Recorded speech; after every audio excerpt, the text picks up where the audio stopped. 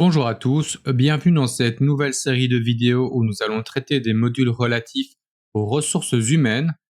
Dans cette première vidéo, nous allons voir comment nous pouvons recruter de nouveaux employés pour nos équipes. Tout d'abord, nous avons besoin d'un nouveau chef de cuisine pour remplacer Gustave.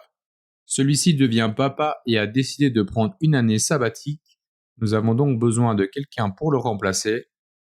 Nous regarderons également comment trouver un nouvel employé pour s'occuper de l'entretien de nos jardins.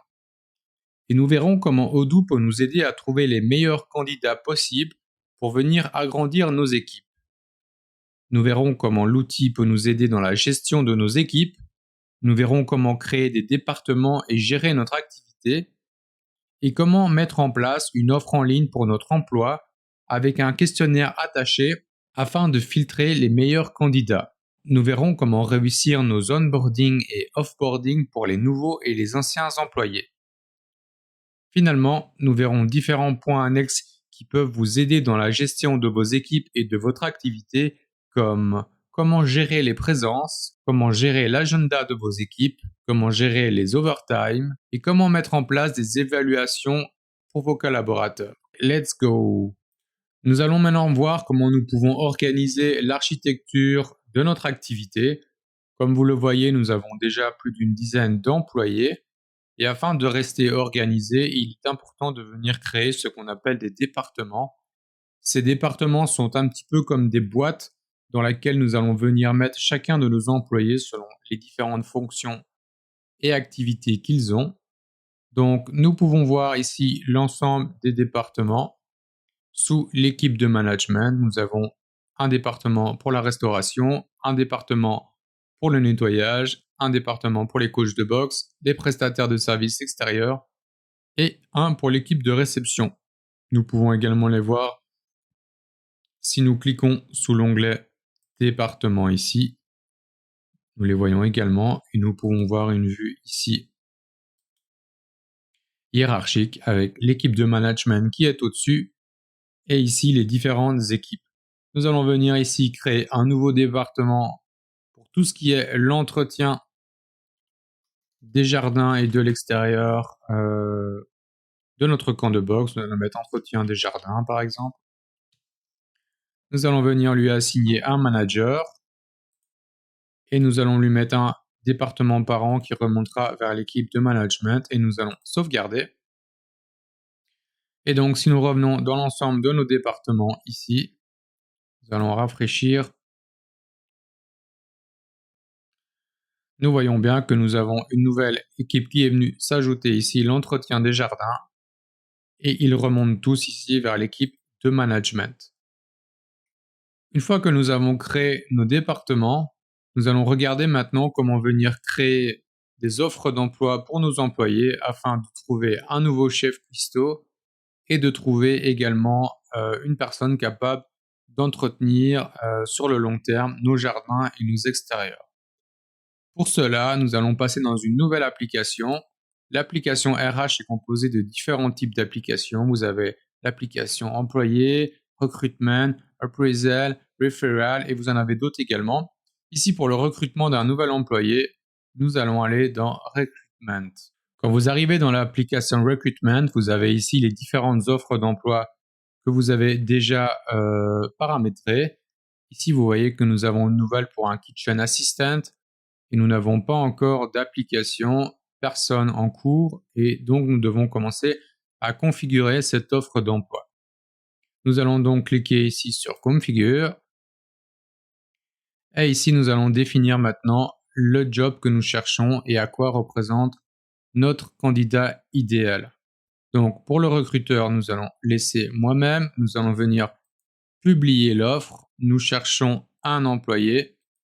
Pour les personnes qui vont s'occuper des interviews, ce sera moi-même. Ici, vous pouvez venir rajouter des tags éventuels.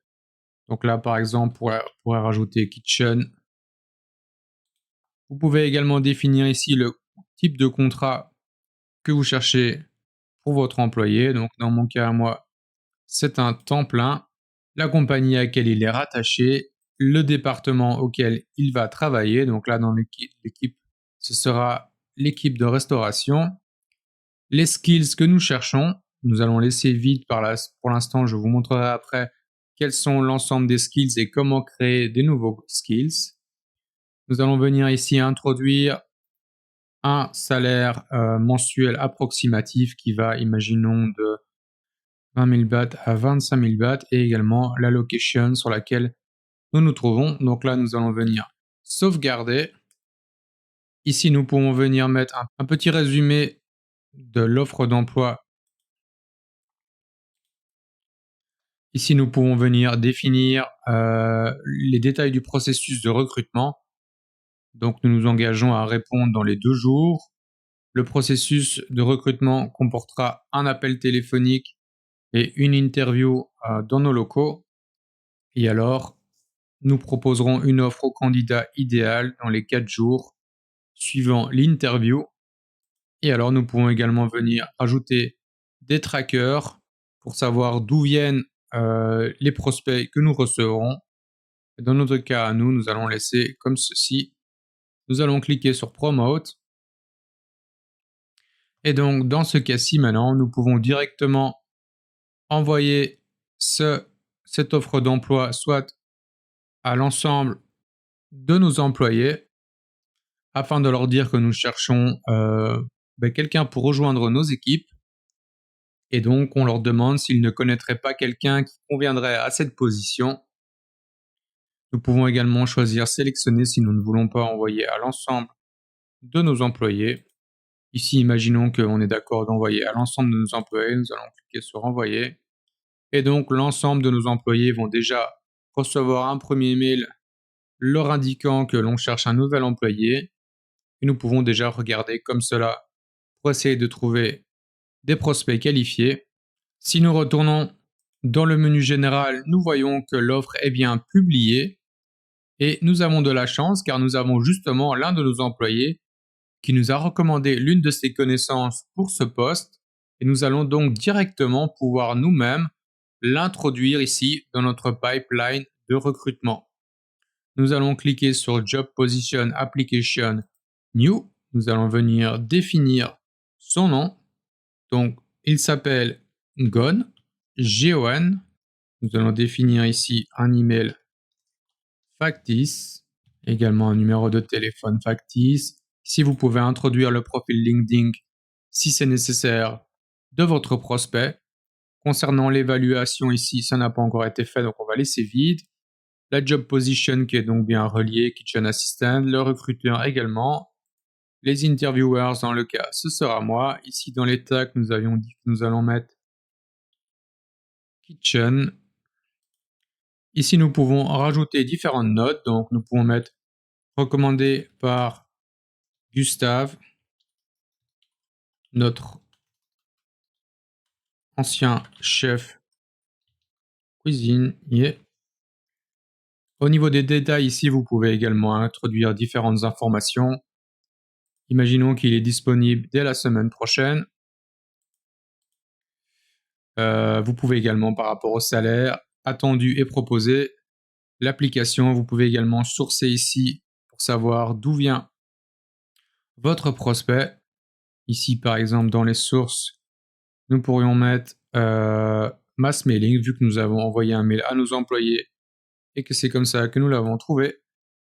Et au niveau des skills, ici, nous pouvons rajouter les skills propres à notre prospect. Donc ici, si nous cliquons, nous n'avons que 2 types de skills pour l'instant. Nous allons directement voir comment nous pouvons créer un nouveau skills. Donc nous allons simplement mettre ici en soft skills. Il a des connaissances en travail d'équipe élémentaire. Et également, il a une adaptabilité intermédiaire. Et finalement, au niveau du langage, il parle thaïlandais. Il n'est pas repris ici dans les langages de base, mais c'est pas grave. Nous allons mettre à la place qu'il parle anglais. Cependant, il a un anglais très très basique. Donc, nous allons mettre ici Save and Close. Donc là, nous avons défini 3 skills. Nous pouvons également venir en rajouter. Imaginons que c'est un spécialiste d'un certain type de cuisine. Donc pour cela, nous allons aller dans Skill Type ici. Nous allons retrouver l'ensemble des skills que nous avons déjà créés dans notre database. Donc, nous allons en rajouter un nouveau ici. Nous allons mettre Kitchen Knowledge, par exemple. Ici, nous pouvons définir les skills. Donc, imaginons qu'il a des skills particuliers en préparation de sushi. Là, j'invente, hein, bien sûr. Ici, nous pouvons mettre les différents levels. Donc, nous avons level beginner qui représente 25% et qui est le default level. Nous avons intermediate qui est le level intermédiaire, comme son nom l'indique, de 50%. Et nous avons le level pro qui lui est de 100%. Et nous pouvons sauvegarder ici. Donc là, nous venons de créer un nouveau skill type. Donc, imaginons que dans votre industrie, vous ayez par exemple certains domaines de connaissances qui sont pertinents et pour lesquels vous voudriez traquer les connaissances de vos employés. Vous pouvez ici venir créer le skill type. Vous pouvez également venir le définir en certification si c'est nécessaire. Dans notre cas, ici, c'est pas nécessaire. Définir ici en quoi correspond donc ce skills et définir les différents niveaux. Ensuite, on sauvegarde. Et donc, si on retourne dans Skills Type, on voit effectivement qu'un nouveau type de skill a été ajouté. Et maintenant, si je retourne dans mon application ici pour Gone, je peux venir rajouter directement ce nouveau skills à nouveau. Kitchen Knowledge, préparation de sushi et il est au niveau professionnel. Ensuite, si nous regardons sur la droite, nous voyons que pour la job position, il a un matching de 0%, donc ça veut dire qu'il ne correspond actuellement absolument pas au candidat que l'on recherche. Mais cela est normal car c'est basé sur les skills que l'on a mis ici, sur la fiche, mais que nous n'avons pas défini sur l'offre d'emploi. Pour cela, nous pouvons retourner dans Job Position ici, Kitchen Assistant Configure. Et là, au niveau des skills, nous pouvons venir ajouter les skills que nous cherchons. Donc, nous cherchons quelqu'un qui parle français au niveau 1, qui avait également des skills, imaginons, en teamwork avec un niveau avancé, idéalement. Nous cherchions également quelqu'un qui avait des capacités d'adaptabilité très avancées. Nous cherchons quelqu'un d'extrêmement disponible.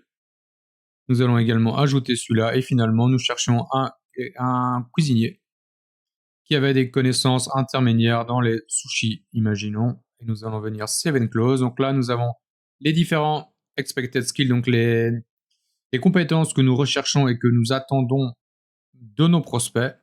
Nous pouvons venir sauvegarder. Et maintenant, si nous retournons sur la fiche de notre prospect, nous verrons que le code ici, le score plutôt, a été mis à jour et que donc nous avons un candidat qui correspond à 80% à ce que nous recherchons. Nous allons donc venir le passer à l'étape de qualification. Et donc, si nous retournons ici dans nos applications, nous voyons que Gone est passé à l'étape de qualification. Imaginons ensuite que nous ayons notre premier entretien et que cela se soit bien passé. Ensuite, il peut passer au deuxième entretien. Et finalement, nous sommes extrêmement chanceux car le premier candidat correspond exactement à ce que nous voulons et nous allons pouvoir lui faire une proposition de contrat. Finalement, il accepte la proposition. Nous pouvons donc passer à la dernière étape, au contrat signé. Nous voyons qu'il a rejoint notre équipe, qu'il a été engagé et nous pouvons directement venir créer une fiche employée à partir de cela. Ici, nous nous retrouvons dans la fiche employé de Gone. Ici, nous pouvons venir définir différentes informations, également définir son horaire de travail normal. Nous pouvons venir y ajouter également son résumé. Nous avons les skills qui lui sont attachés. Au niveau des informations personnelles ici, nous pouvons venir renseigner le numéro de téléphone, le compte en banque sur lequel nous allons payer, la nationalité, les informations de contact, etc. Nous avons également l'application Payroll ici qui vous permet de définir le type de contrat, le salaire de votre employé, etc. Et finalement, nous avons tout ce qui est les settings par rapport à notre employé. Quel est son rôle principal? Donc son rôle principal sera chef cuisinier. Et nous pouvons également venir définir ici un moyen de venir se connecter à la database. Également le coût par heure de notre employé. Une fois que tout est paramétré, nous pouvons venir cliquer ici sur Launch Plan et nous pouvons venir définir l'onboarding de notre prospect.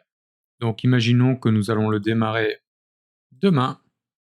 Nous allons cliquer sur Schedule et donc nous avons notre plan de onboarding qui est maintenant planifié et nous allons justement voir ce qu'est l'onboarding. Pour cela, nous allons switcher sur le module Employees. Nous allons aller dans Configuration et nous avons ici Onboarding, Offboarding. Donc nous voyons ici les deux différents. Onboarding représente le processus dans lequel le nouveau prospect ou le nouvel employé va rentrer, quelles étapes vont être associées pour son écolage, qu'est-ce qu'il doit apprendre avant de commencer à travailler, quelles sont les bonnes pratiques de notre société, etc. Et l'offboarding, c'est la même chose, mais pour la sortie d'un employé. Donc on pourrait résumer l'onboarding par l'ensemble des processus pour l'intégration d'un nouvel employé et l'offboarding, l'ensemble des processus lorsqu'un employé quitte notre entreprise. Donc dans notre cas, nous allons cliquer sur onboarding. Nous voyons ici que l'onboarding que nous avons appliqué est l'onboarding de base défini dans Odoo, ce qui ne correspond pas exactement à l'onboarding présent ici pour notre Kitchen Assistant. Et donc, nous allons voir ici ensemble comment nous pouvons directement éditer cela. Donc ici, vous pouvez toujours sélectionner le modèle. Si cela s'implique à un type d'employé particulier, le département auquel cela peut être rattaché, la compagnie également. Et là, nous voyons que nous avons trois types d'actions en to-do à faire, qui est le paramétrage du matériel ici informatique, le plan d'entraînement et finalement l'entraînement de l'employé.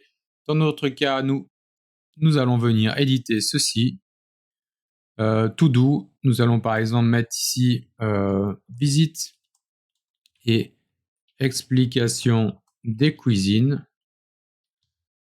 Voilà, qui sera assigné donc, là ici on va simplement mettre le manager pour moi. Ensuite, nous avons l'intervalle avec lequel nous souhaitons planifier l'activité avant ou après la date d'arrivée de notre prospect. Donc dans notre cas, nous souhaitons le faire le jour où il arrive. Donc nous allons laisser 0 et nous allons sauvegarder. Nous allons également ici plan training. Nous pouvons simplement éditer et mettre plan training, foot, menu par exemple. Voilà. Et finalement, on a le training qu'on peut laisser comme ça, qui est le fait que l'employé puisse un peu s'entraîner sur la cuisine avant de commencer son, son jour de travail concret le lendemain. Donc là, nous pouvons venir sauvegarder. Donc là, ici, j'ai vraiment simplifié pour le but de la vidéo. Maintenant, voilà, en fonction de votre secteur d'activité et de la rigueur et de l'importance de l'onboarding, vous aurez peut-être beaucoup plus d'étapes qui seront également réparties sur plusieurs jours avant ou après le début du contrat de votre employé et également qui seront peut-être assignés à différentes personnes. Donc, je remonte une dernière fois. Imaginons ici qu'on ait une activité type qui soit différente de To-Do. Donc, ça peut être récupérer des documents, envoyer un email, passer un coup de téléphone, faire une réunion, demander une signature. Il y en a d'autres que vous pouvez sélectionner. Vous pouvez même créer différents types d'activités si le type d'activité qui vous correspond n'est pas repris dans ceux ici par défaut. Donc, imaginons ici qu'il faut simplement également récupérer une signature. Et là, on va sauvegarder et puis on va terminer ici l'onboarding. Donc là, maintenant, notre onboarding est configuré correctement pour nos prochains employés. On pourrait l'éditer également sur l'employé actuel. On va maintenant aller au offboarding, qui est donc le processus de sortie de l'employé. Donc, on voit que dans les tâches à faire, il faut organiser le transfert des connaissances à l'intérieur de l'équipe. Donc ça, c'est exactement ce qu'on parlait avant qui concerne le fait que notre chef cuistot va venir former sa nouvelle recrue avant de partir. Ici, nous avons en to-do le fait de récupérer le véhicule. Donc là, ça c'est parce que c'est mis par défaut dans ce que Odoo nous a créé. Nous allons retirer cette étape qui n'est pas nécessaire. Et également le take back HR matériel que nous n'avons pas à faire. Nous allons changer l'offboarding par le nom ici donc de Kitchen Chef. Nous allons sauvegarder.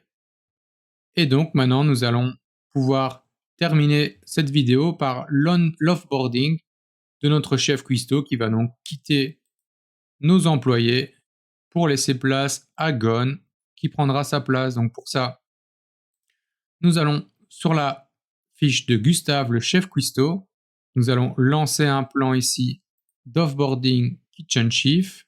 Nous allons le lancer également à demain. Nous allons le scheduler. Voilà, nous l'avons planifié pour demain. Imaginons que nous sommes le lendemain et que maintenant tout est terminé, tout est en place. Nous pouvons venir ici, mettre fin à la collaboration avec le partenaire. Nous pouvons demander la raison pour laquelle nous avons mis fin à la collaboration. Donc dans notre cas, nous simplement, il a quitté sa fonction. La date de départ est donc définie pour le 7 juillet. Nous pouvons ici définir dans les actions planifiées le fait que l'employé va être archivé par défaut.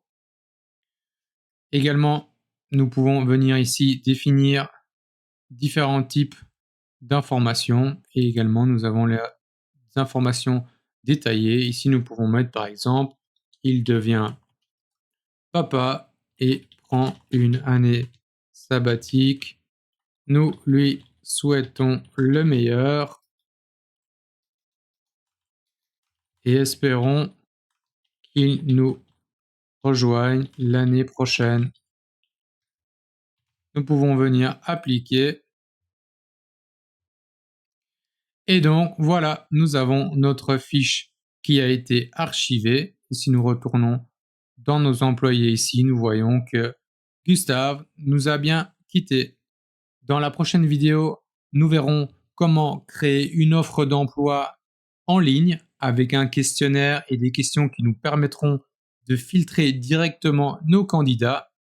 Et nous verrons également comment nous pouvons mettre en place des bonnes pratiques pour la gestion de nos employés et de notre équipe au travers des différentes fonctionnalités des différents modules concernant les ressources humaines.